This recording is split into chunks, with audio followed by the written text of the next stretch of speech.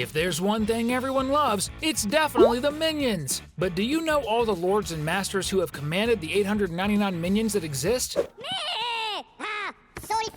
Or do you know who was the cruelest and who was the one they served the longest? Scarlet Overkill. Among all the masters the minions served, undoubtedly Scarlet Overkill was the cruelest of them all. The villain felt no empathy or affection for her henchmen. An example of this is that after the minions obtained the crown of England, as the evil boss had requested, she simply planned to have Herb torture the three minions and completely annihilate them from the face of the earth. The problem was that she didn't count on the almost immortal nature of the little yellow creatures and the fact that it was almost impossible to get rid of them.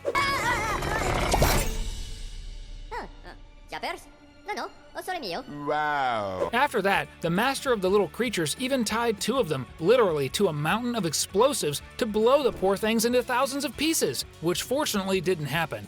After all this, she even launched a destructive missile at Kevin to see if she finally got rid of the minion. Scarlet's whereabouts today are unknown, but we imagine she's probably serving life in prison somewhere in England after little Gru froze her and her husband at the end of the first Minions movie.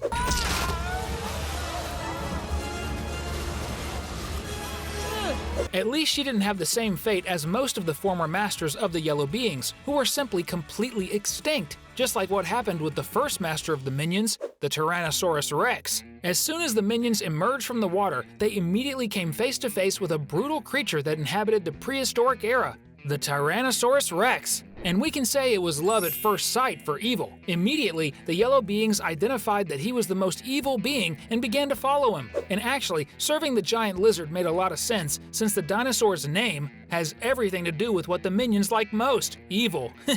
The problem is that, as you'll notice, it seems like the minions had a curse, as they were responsible for the demise of most of their masters. And that's exactly what happened with their first boss, as the minions themselves accidentally, when trying to grab a bunch of bananas, ended up rolling the stone that would be responsible for sending the Tyrannosaurus Rex into the volcano. But even so, the Yellow Beings continued their saga in search of another villain to be their master: Caveman. Over time, the minions began to follow the early humans, and of course, the criterion was to be the strongest and cruelest of them all. The problem is that the minions are very good at following orders, but not so good at giving ideas. And since the intellect of the caveman wasn't that great, following the advice of the Yellow Beings turned out to be a terrible decision.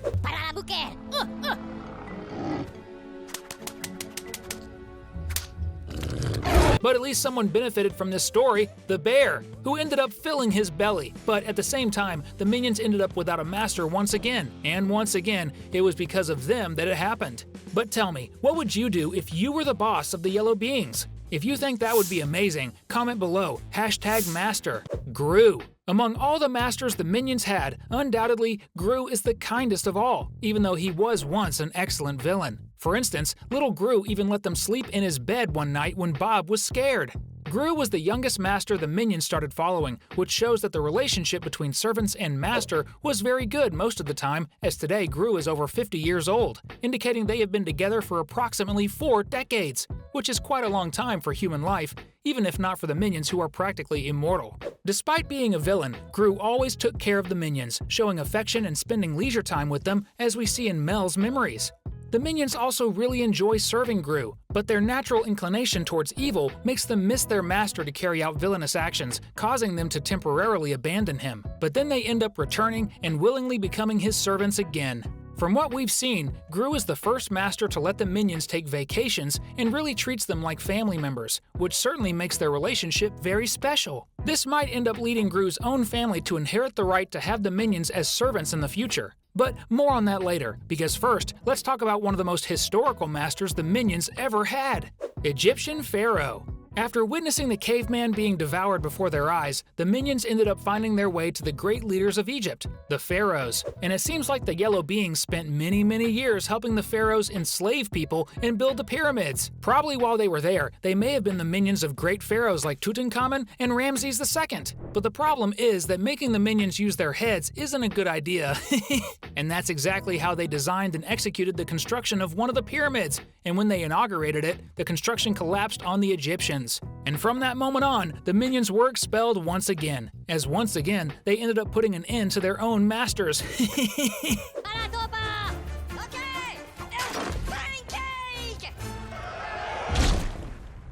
Medieval Lord. After being expelled from Egypt, the minions traveled north, where, during the Middle Ages, they found a great candidate for a boss, a great nobleman who had a great castle, which was very good since he needed several minions to clean its walls. The problem is that this time the minions didn't do anything wrong, but the Lord himself was very clumsy, and while two yellow beings were scrubbing the castle walls, the Lord ended up slipping and his own sword fell on him, giving him a sad end. But at least this time it wasn't the minions' fault. Count Dracula. After the unfortunate demise of the last boss, the minions migrated to another place in Europe, Transylvania, and it seems like they had now found someone really evil and much harder to kill, the Lord of Darkness, Count Dracula. The vampire was the perfect choice for the yellow beings since he was practically immortal and could live for centuries. Probably, the boss of the vampires must have been the master the minions served for the longest time, but as always, the minion factor came into play once again, and as we mentioned, Dracula was almost invulnerable. Only one thing could harm him: the sun. While celebrating the vampire's 357th birthday, the little yellow beings opened the curtains and completely toasted poor Count Dracula. So, they got rid of another one of their masters, putting another one of them on their long list of former masters.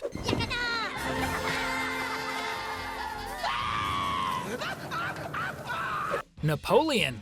After getting rid of Dracula, even if by accident, the minions continued in Europe, but this time they went to France, where they enlisted in the army of the dictator of the time, Napoleon. And since Napoleon practically waged war with everyone and conquered almost all of Europe, the minions saw that he would be the ideal boss for their group to follow. But the fate of ending their masters had not yet ended, and when the French dictator ordered the minions to fire their cannon at their enemies, one of them climbed to the tip of the cannon and it ended up pointing directly at Napoleon himself, sending the poor man flying far away. Now, let's talk about the most unlikely master of the minions of all. But first, check if you're already subscribed. If you're not yet, click here on the subscribe button real quick. AVL. It's becoming increasingly clear that the minions now have not just one master, but two at the same time, Gru and the AVL.